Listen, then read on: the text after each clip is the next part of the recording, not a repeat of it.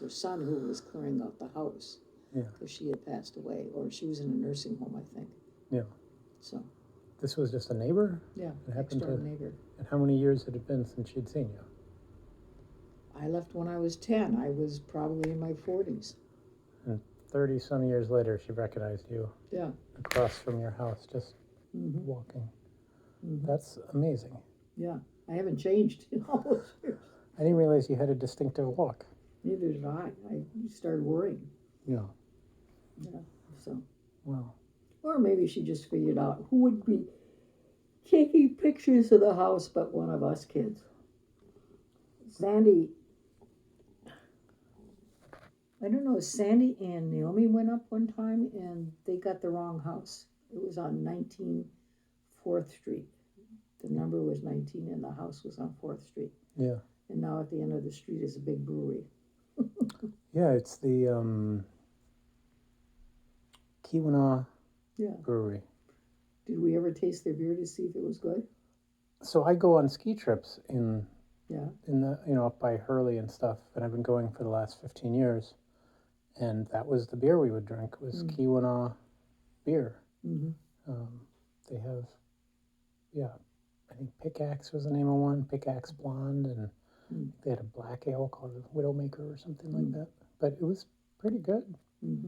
I thought it was strange that had been sort of been a tradition. Every year we'd go and we'd drink a little bit of that. And then the breweries are kitty corner from your house. The odds of that seemed... And that used to be a cow pasture that we used to play baseball in. Oh, really? Softball. Yeah. Seemed like there's a lot of land in South Range.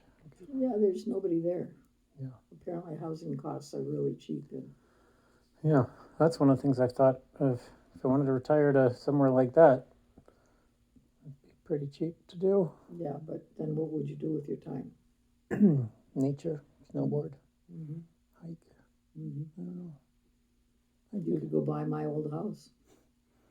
You could collect our old houses. You could buy this house and buy that house and buy 612 Washington, Winnebago Street in De Pere. That's where you moved when you were 10? No, first we went to the other side of the river in West De Pere. We rented a house, a big old gray house on the Fox River from St. Norbert's College. What was that address, do you know? No, I don't remember it because it was out in the country and we were on a road going out of the city, the city, South Range. The sidewalk stopped. Yeah. But there's two big radio towers that were across from us so that you could sit in the bathroom and the pipes would play the radio. Yeah. Didn't have to tune in the radio at all. Yeah. But that's also about the time my dad gave me a crystal radio set. And so, it was an old-fashioned headphone with, there was a box of some sort, had a crystal in it, and you could tune the crystal and pull in stations. Interesting. Yeah. Never heard of this. Look up crystal radio set or something like that. Okay. Crystal radio set. So you moved to? We moved from South Range to West De Pere, where we rented a house for 3/4 of a year, and then we bought the house on Winnebago, which was East De Pere, and those were two different school districts. And in West De Pere, it was an agricultural school, a lot of ag and home ec and that kind of stuff. And East De Pere was the wealthy people who were going to send their kids to college, etc. And so I did one semester at West De Pere, and they had me in dummy math. And, they didn't have a lot of choices, so they just put me in whatever classes. I remember just particularly the math.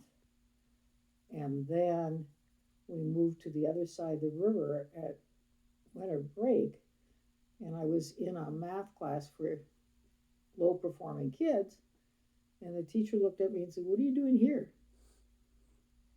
And so I explained to him, that I had been in West De Pere, and that's what they had put me in. And he said, that's crazy. And so he had a prep hours the last hour of the day, and I would sit in his classroom and do algebra by myself. And if I ran into trouble, I would ask him questions. Mm-hmm. So I did a year of algebra by myself. Yeah. And then got caught up with the rest of the kids. But that's also where I started Latin and all kinds of other things. So it was interesting, the dichotomy between the two different school districts, why they would, it must have been school board members deciding what the curriculum should be. Yeah. Because they were across the river from each other. Yeah. Yeah, so. But it wasn't a bad life in those days. Where'd you go from there? From there, Winnebago was where the family fell apart. And Sandy, no, I went to Madison, and then Naomi followed me. And then we came home that Christmas, and my dad was abusive and drunk. Yeah. And Jan and Sandy were there, and I had driven, my parents had loaned me a car, so Naomi and I crawled out of the tiny little narrow windows. Yeah. And we drove back to Madison and left Sandy and Marty there. Not Sandy and Marty, Sandy and Jan there. And my dad sent the cops after the car and I told them I had stolen the car. And so they picked up the car, and next thing I knew, Jan had a fight with Dad, and he was in jail. And the kids knew they had to get out of town. So they called me and said, hey, we're coming to Madison by plane. We need as much cash as you can come up with. And they flew to Little Rock, Arkansas, and spent that time, part of a year down in Arkansas, which wasn't necessarily a good place for them to go because Lori was a little off the wall. And Harry, it was a difficult thing. I'm not really sure about, Stevie wasn't Harry's kid. Lori went away to college when she was 16 at Michigan Tech and ended up pregnant within a semester. And so Stevie lived with us at, the place in West Superior was called Shearing Acres. And so he lived with us until she finished her degree in med tech. And then she met Harry, who was in the Marine Air Force, or somehow he was in the Air Force. I don't know if it was associated with the Marines, but he was a number of years older than Lori was. And so they got married, and they moved to Milwaukee, where he worked for A.O. Smith doing plastics. Yeah. And then he got a transfer to Little Rock, Arkansas, and got exposed to all kinds of chemicals, which eventually killed him. Oh gosh. Yeah, because it was in those days where they didn't understand all those chemicals they were using. Yeah. No, OSHA. Yeah, but they moved back. Well, Lori was particularly unhappy with Jan, and Jan was unhappy with Lori because he was a senior and she was trying to control him. And I don't know if it was a motorcycle or a bike, but he was biking and ended up somehow T-boning a car where the window was half open, and his head went, and he had a big scar across his chin from that accident. And so he then came up to Madison. She shipped him off, or he ran away, and he came up to Madison, and again had no money. The joke is he had $10 in his pocket when he arrived in Madison. And so we sort of shepherded him along a little bit, and Saul was arriving at the same time because the Vietnam War was going on. Yeah, that was when Dad enrolled Saul in a PhD in political science. Yeah. And so then what happened? Sandy stayed down in Little Rock, Arkansas, because she was younger. Mm-hmm. And she got really close to Stevie and Andrea and the rest of the kids. Mm-hmm. She said by that time she was in high school, and she said the high school in Little Rock was just crazy, very stereotypic and not very academic. Mm-hmm. And so Dad had a mental breakdown and left Mom, didn't come home one winter, went to some other woman somewhere on the Great Lakes, and came home when he realized he was ill. And he had lung cancer at that point. And so that's when Mom called me and said, or called all of us and said, Dad's dying. And I was the only one who could easily get away from my job and go and take care of him. So I went back to De Pere, and the pharmacist taught me how to inject morphine into his, alternating locations. So, and those just syringes into the skin. Yeah. Wow. Yeah. But we moved the location of it, and he had lumps in his head where the tumors were just coming out. Yeah. What? The cancer was expanding. What kind of cancer was it? It was lung cancer that metastasized. And it went all over. Okay. Yeah, he just smoked like all of the people on the boats just smoked package after package of cigarettes. Yeah, I'm here, Dad. Where you at? We're over here.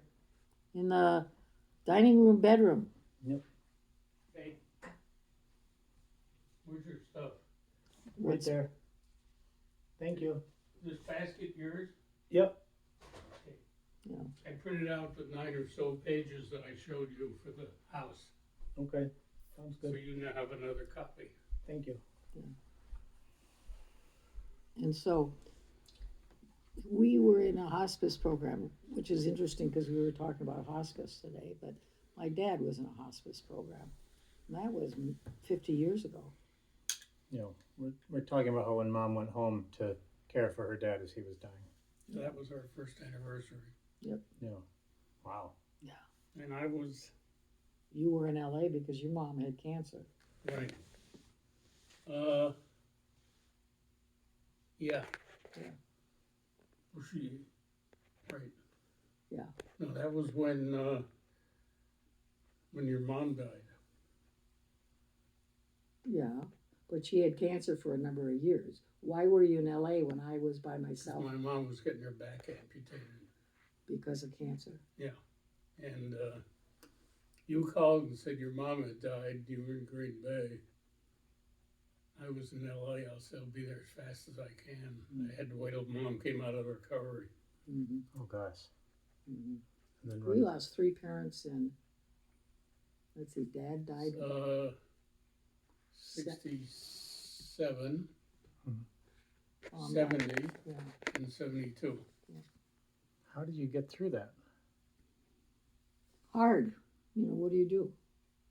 We both had jobs. We didn't have any kids at that point, but my dad was at home, and I was working with the hospice nurses talking to him, and they said, when I called and said, this is what's happening, they said he's going to die within hours. And for whatever reasons, they called an ambulance and brought him to the hospital, St. Vincent's. And by the time Mom and I got back, he was dead. Yeah. Apparently they felt at that point you didn't want somebody dying in your house. So, yeah. And then Mom had to go back to work because Dad walked away from his whole, when he had the mental breakdown, he walked away from the Rice Steamship Company and lost all of his retirement benefits. Oh my gosh. Yeah. And so Mom went back to teaching at the age of 58, 59. She died at about, 60? Yeah. Age 60? Yeah. And she ended up teaching at a Catholic school because her teacher's certificate was 50 years old. Mm. And the nuns were very sweet to her, and they became her family. And, she was good with kids. Mm-hmm. They were little kids she was teaching, so. And then she died. Yeah. but again, quick. Yeah, all of them. Yeah. Well, your dad didn't. No, he did. Well, relatively he did. He didn't last There very a week long. or two taking care of them. Yeah. But Mom knew she wasn't feeling well, and she went and saw a doctor, and the doctor said, "You've had a heart attack." And she went back home, and she started. And they kept her for several days. Yeah, and in the said, hospital. Okay, you can go home now. Yeah. And she died the next day at home. Yeah. Yeah, I had gone over to see her and brought over a robe and a nightgown for her in the hospital, and that was the last time I saw her, because we got the phone call saying she had died. So Sandy called. Yeah.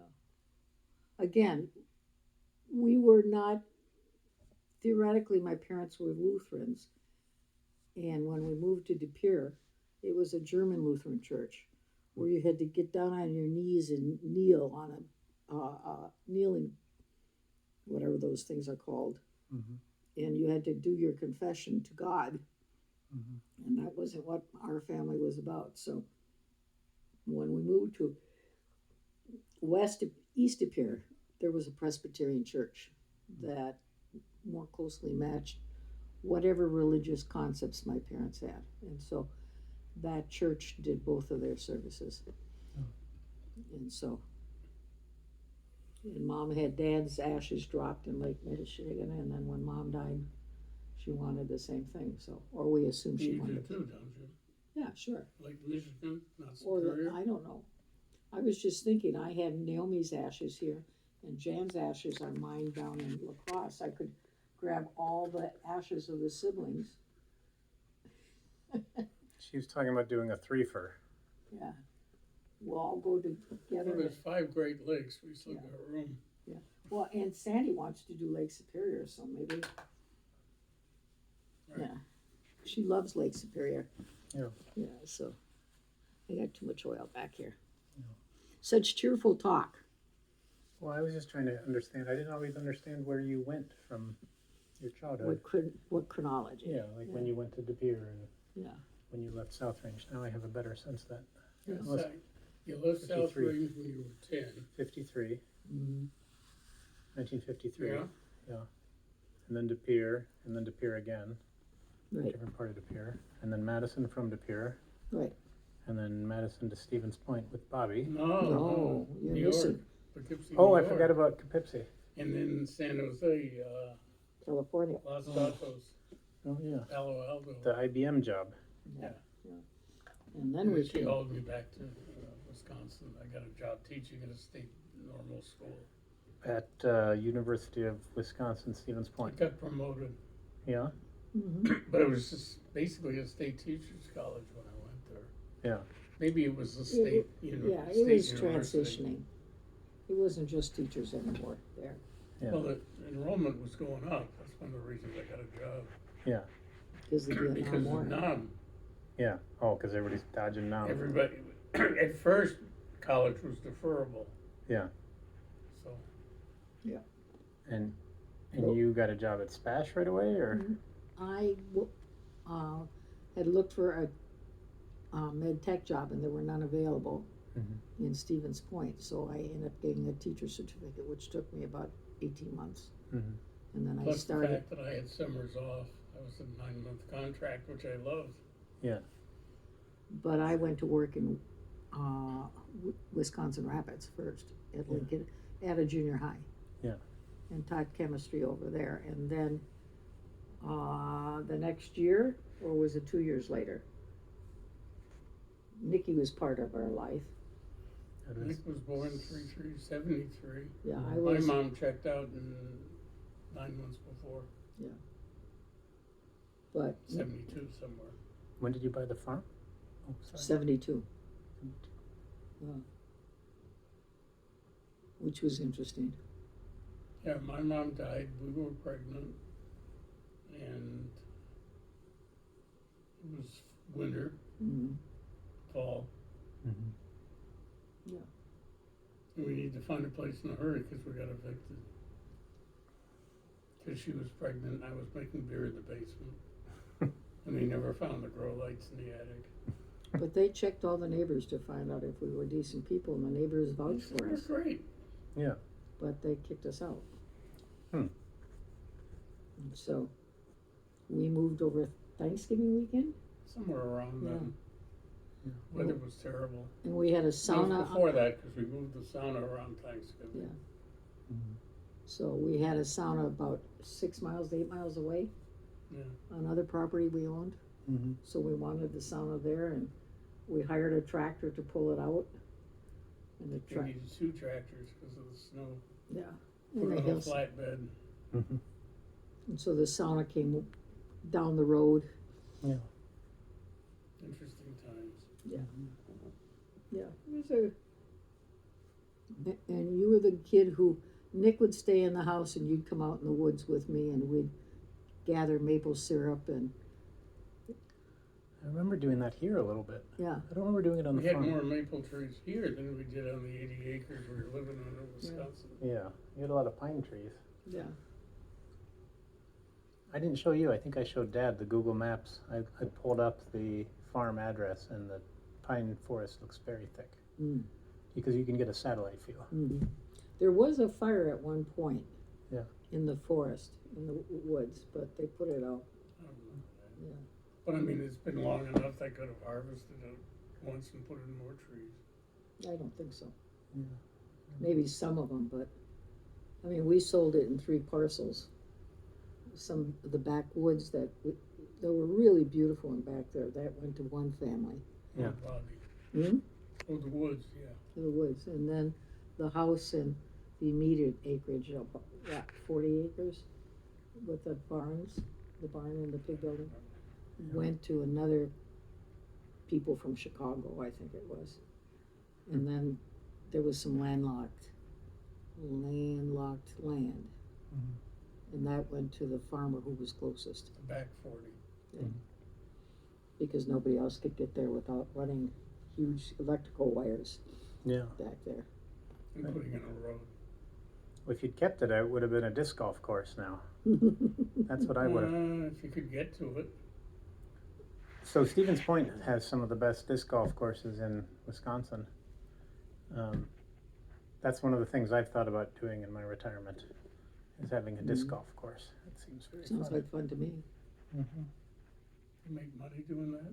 No, very little. But you're in the woods all day, every day. And you love seeing the people who come. Yeah, it's social, and there's something. It's really cathartic.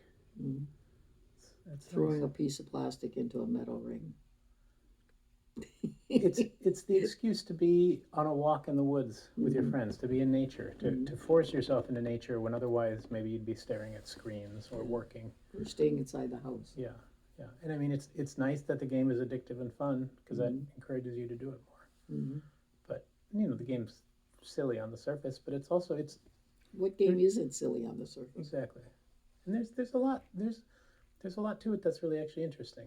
The Lot flight of physics. dynamics and the physics and the different shapes and the different molds and how plastic changes over time and how the discs change over time and wind conditions and all these things that go into elevation changes and trees, shot shaping. There's a lot to it. And those trees don't stay the same.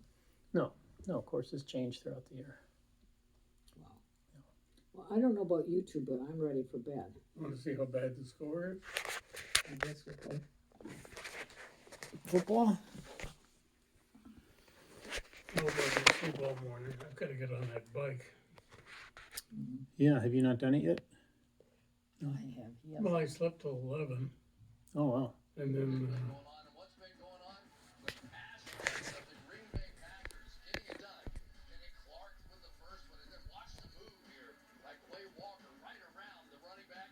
Is this more halftime? no,